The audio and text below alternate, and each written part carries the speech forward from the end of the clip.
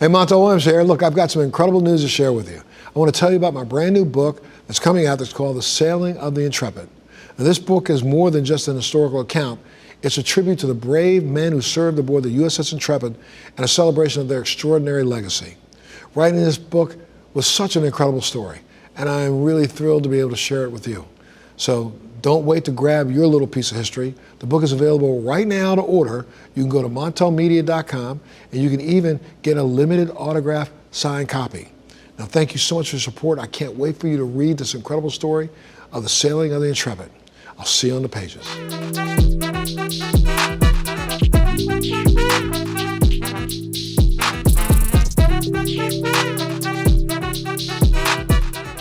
Well, hey guys, welcome back to another episode of Free Thinking with Montel. I'm your host, Montel Williams, and today we're exploring a fascinating fusion of health, resilience, and the natural world. Our guest is someone whose incredible story has captured attention across the globe. Marilyn Murray Willison is here to share her unexpected and inspiring journey with multiple sclerosis and an unconventional yet powerful therapy that's changed her life forever. She's not only a respected journalist, an 8-time author, an inspiring speaker, but also someone who's lived boldly with MS while refusing to let it define her. Her latest book, What the Honeybees Taught Me, uncovers the remarkable impact of bee venom therapy, the wisdom she's drawn from honeybees, and how it's improved her health and her outlook on life. It's important to remember that approximately 5% of the American population is extremely allergic to bee venom and can experience serious anaphylactic shock and stun. So, bee venom therapy is not for everyone. But Marilyn, it's worked for you, so welcome to the show, my dear. Oh, thank you. Happy to be here. So good to have you. Your story is truly remarkable, from working as a health and fitness editor for the Los Angeles Times, syndicated to your incredible contributions as a journalist and author. But the part of that truly struck me is your courage and determination in the face of living with MS. Can you start by telling us a bit about your diagnosis and how that led you to this fascinating realm of bee venom therapy? Sure. Well, I was diagnosed way back in 1984. I had a small role in the LA Olympics, and so I thought that I would take care of all my issues so that I would be free and clear for the Olympics. And I had elective toe surgery for bone spurs on my toes, and I think that was the stressor that kind of opened the door for MS in my life. But for years, I just could not believe that someone as healthy as I would have MS, because I jogged, I rode horses, I danced. I was a very active person. It began from, the people forget that every case of MS is different. Correct. But for my story, it first affected me in my legs and made walking difficult. And they call MS the slow stroke, because instead of things happening all at once, you have a gradual deterioration of function. So that's pretty much my situation. I've deteriorated gradually, but there's no doubt in my mind whatsoever that without the bee venom, I probably wouldn't even be here. I was told by a neurologist in London that the average lifespan is 20 years from the date of diagnosis, and I've more than doubled that by avoiding chemicals and medications. So, bee stings are not something that most people would be willing to sign up for. Can you walk us through your bee venom therapy and how it works and what made you, give it a try despite its unique nature? Well, my late husband and I had seen a program back in the 1990s. I don't know if it was 60 Minutes or a program like that highlighted the story of a woman near Washington, D.C., who had MS, and she had discovered that the bee stings helped her. And she was having people come to her home and stinging them and teaching them about bee venom. We couldn't, at that time, we couldn't find anybody here in South Florida who was available to help with that. Back in 2019, a friend of a friend finally found somebody who was they're referred to as apotherapists, where they treat different challenges with bee venom. And so for 5.5 years, every week I got 50 bee stings located primarily on acupuncture points in the body. And I mean, can you describe, your first experience with bee venom therapy, and what it was like? I mean, I was frightened, number one, because I didn't know anybody who'd done it. And I found that the bee stings did not hurt as much as I thought they would.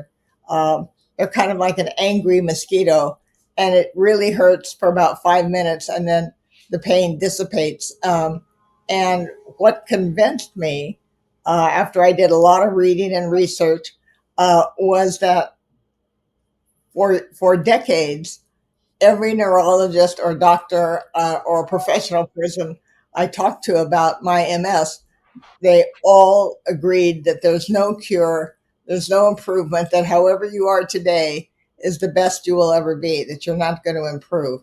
And I noticed that with the bee venom, almost immediately I saw improvements, very, very minor, very, very gradual. But instead of a decline, which is all that you're told that will happen to you when you have MS, I was actually measurably, slowly, incrementally improving. And that was the encouragement I needed to put up with the discomfort of the bee stings. so that was like for 5 years straight. You went once a week to get 50 shots, 50 Yeah, stings. actually, the apitherapist comes to my home with a jar of bees and very long tweezers, and they line up the bees on the table, and then like start at my toes, and they would go all the way to my head. So, and as I said, they applied the stinger to what would be an acupuncture point on the body. So there's certain areas for your immune system, certain areas for resistance, certain areas for pain relief. It's just they just have different different areas where the bee venom can be useful. And some people say that what essentially the bee venom or any venom does is it tricks the body from being in a chronic state to an acute state.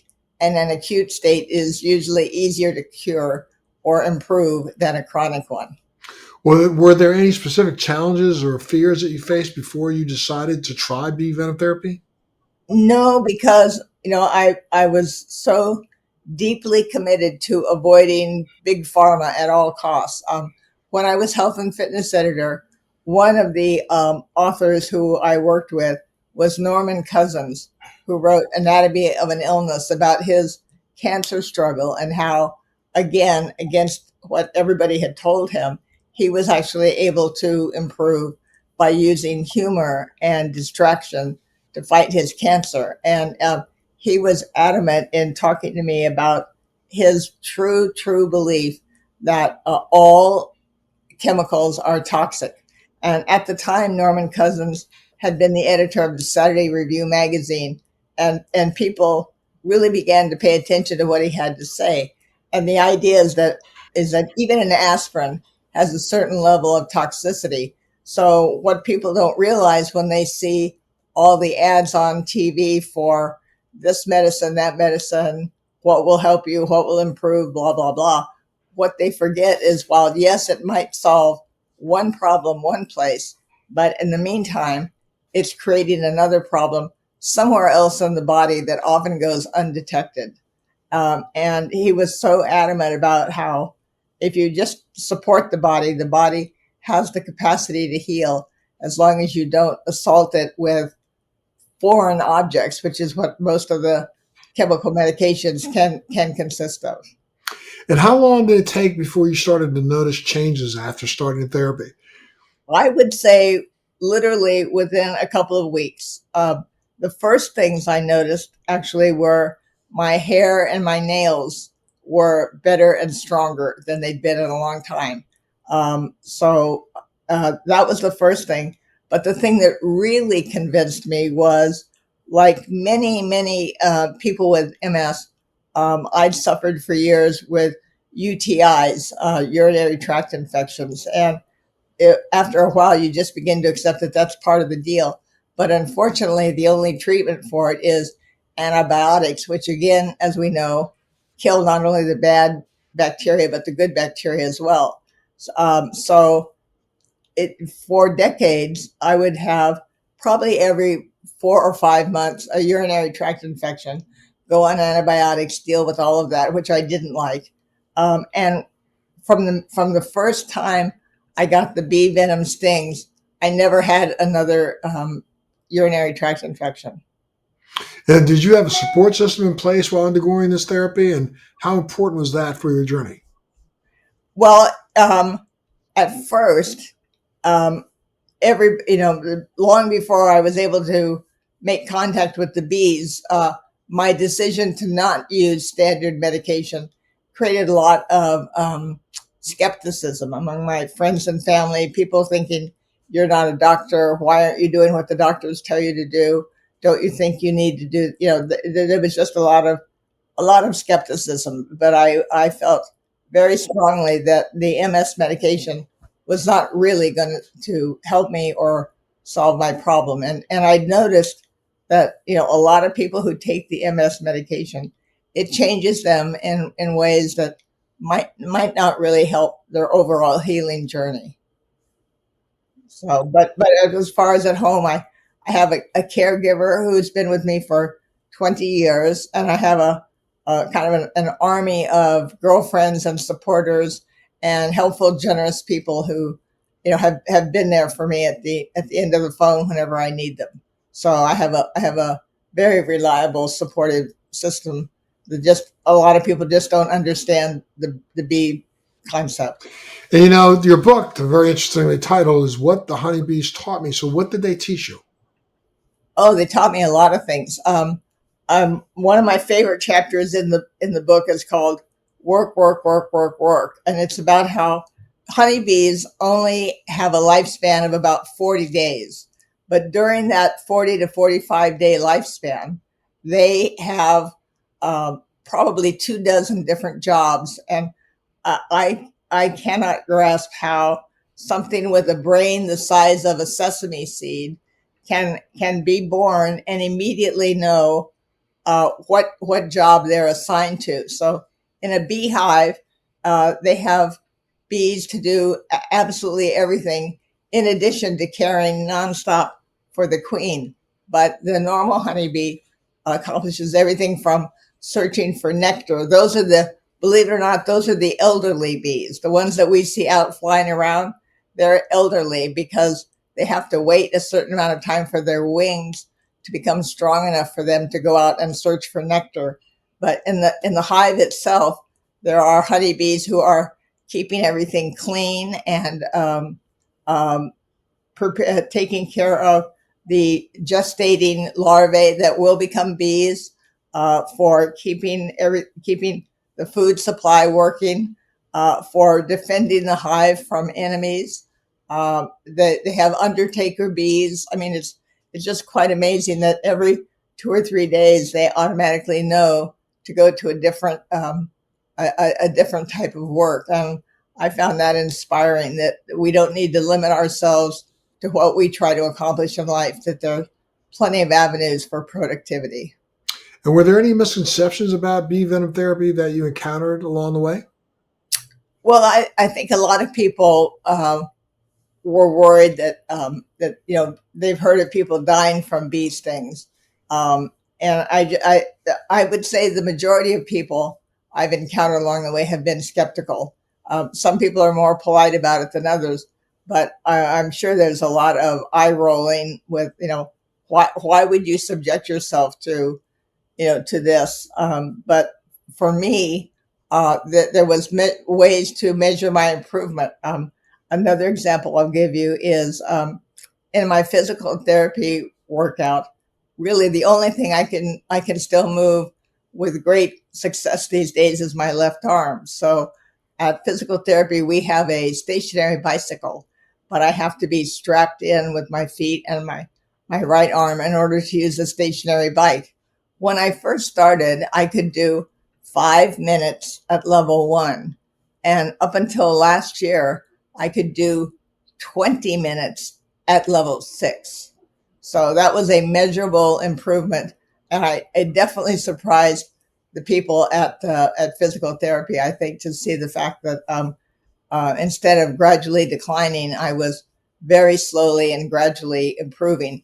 And I think that's one of the negatives for the bee therapy is that we're so used to in America taking a pill and making something better right away instead of accepting and celebrating the fact that this is a very long and slow process. And it's not a cure, but it does seem to optimize whatever available strength or hunger for improvement that you might have. You seem to have woven some other lessons from the honeybees into your own life. Why don't you tell us a little bit about that too? Um, well, I learned that I love the fact that the honeybees are a completely female society. Um, the average hive has about 60,000 bees, but only one queen. And without the queen, everybody would die because the queen, believe it or not, lays 2,000 eggs every single day of her life. And that larvae then becomes the next troop of workers. So the queen bee, because she is cared for completely and literally can do nothing for herself, her life, and she only eats royal jelly for her entire life. Most honeybee larvae get royal jelly for the first 3 days of their life, but then after that they go on to pollen and other natural nutritious foodstuffs. But at any rate, the regular worker bee lives 40 days. The queen lives 6 years. So one queen can be responsible for 40 generations of bees. And I found that pretty fascinating that every hive has a certain number of drones, and their only job is when a new queen is discovered to fertilize her so that she can continue laying the eggs. But other than that, the drones do nothing, and everything is done by the female worker bees. You know, your story is so inspiring, Marilyn, but I can imagine that turning to something unconventional like bee venom therapy face a lot of people with some skepticism. How do you handle that? Well, people have been accepting of the fact that I was professionally in the health and fitness field, and personally obsessed by that my whole life.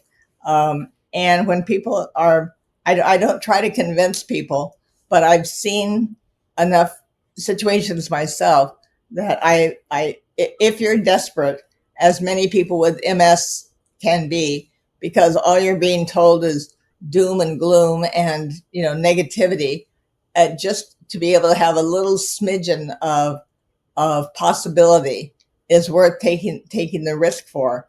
And I don't try to convince other people, but I do tell them about my book is dedicated to a remarkable woman named Jeannie Hunter, and she had terrible um, uh, arthritis, so that her fingers were curled, and her pain level, sometimes her thumb would hurt so much it would wake her up at night when she was sleeping. Anyway, she started getting a mini version of the bee sting, which is, instead of applying the bee to the spot, the acupuncture point, the apitherapist removes the stinger and taps on the area, so that it's kind of like bee venom light, as if.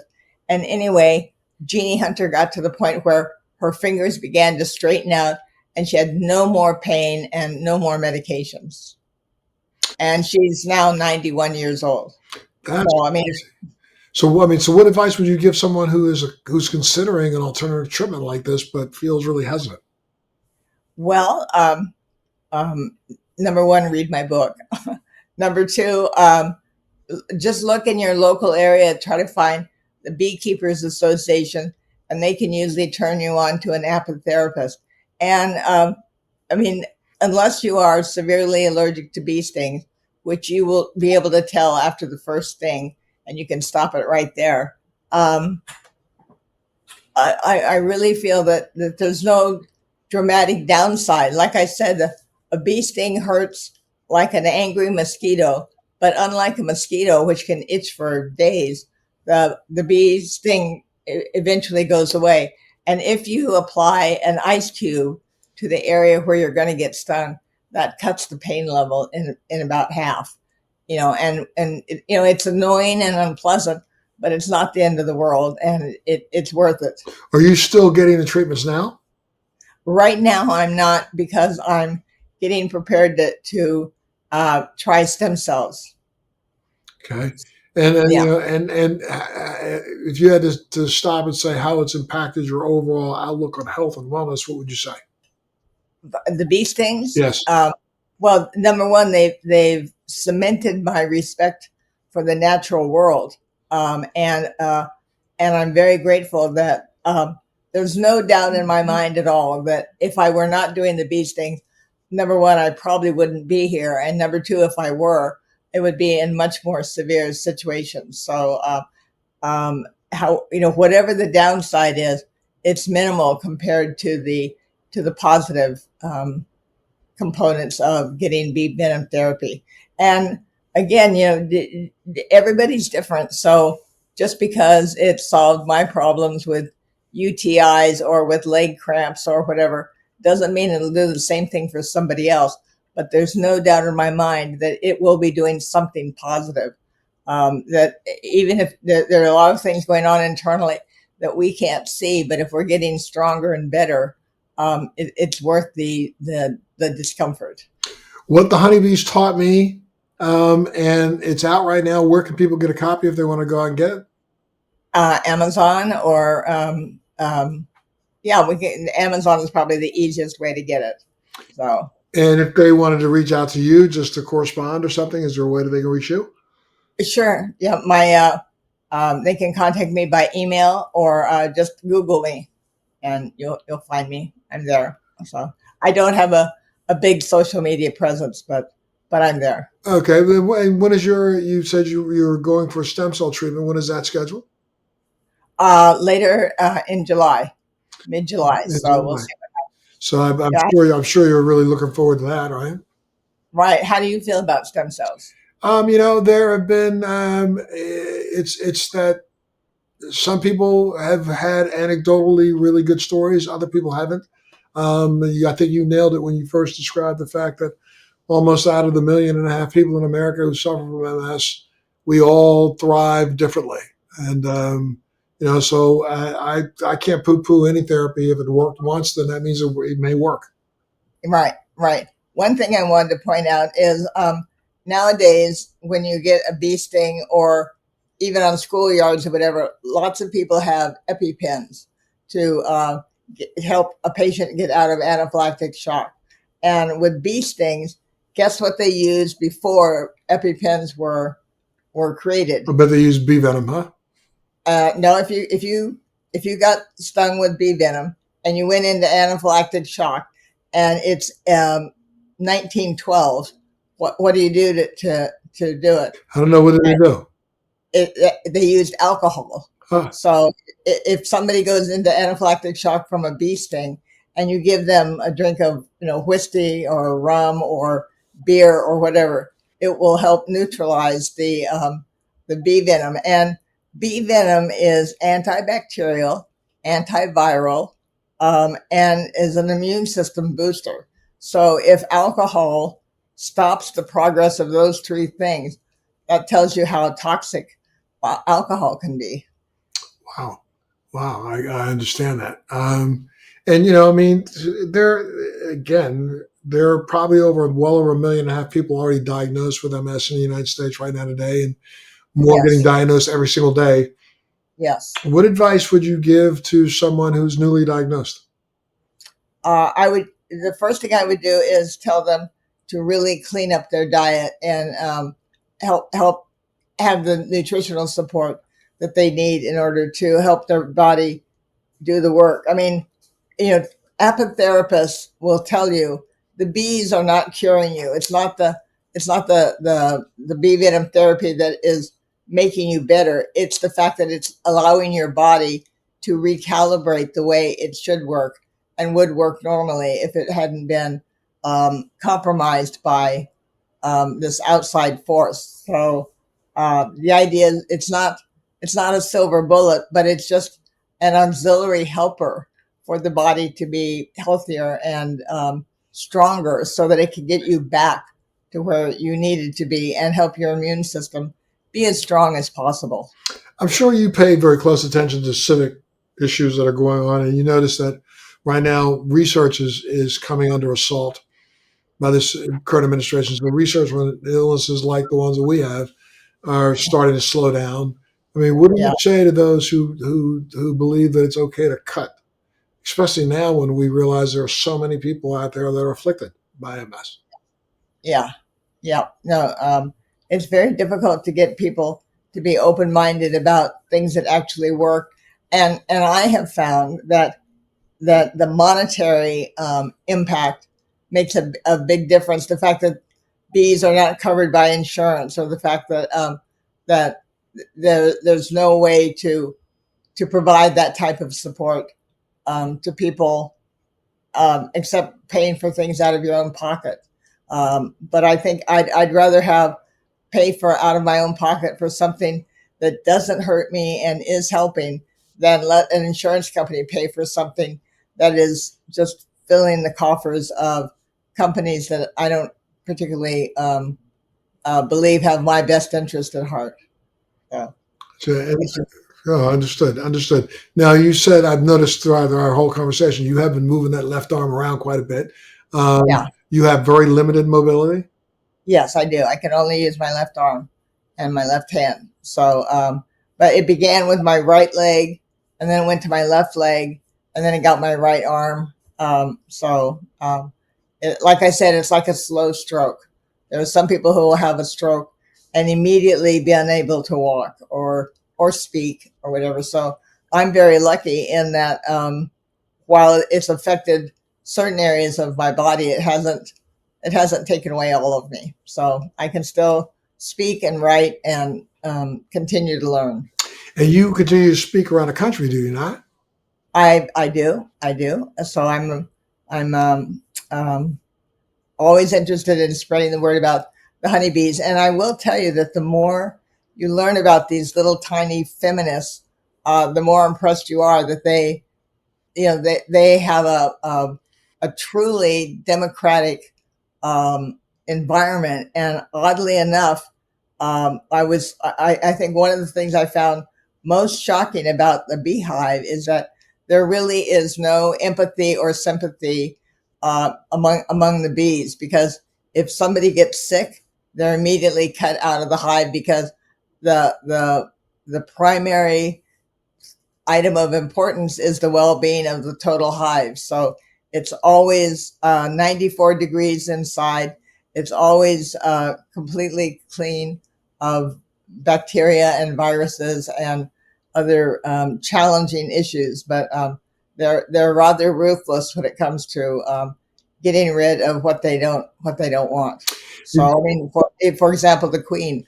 When the queen is no longer able to lay about 2,000 eggs a day, um, she's overtaken by a younger queen, and there is a fight to the death. So, Wow. Were there like queens in waiting? well, there are queens that are just dating. They normally have a few, because they never know if the queen will die or if they'll get sick. So they live in a sack while they're gestating, that looks like a peanut shell. It's got about 2 inches long, and it's kind of curved, and it's immediately identifiable.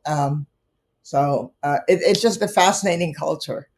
Um, It's great. And so do you know, did you have any idea of how many people in the country are going through the same kind of therapy for MS?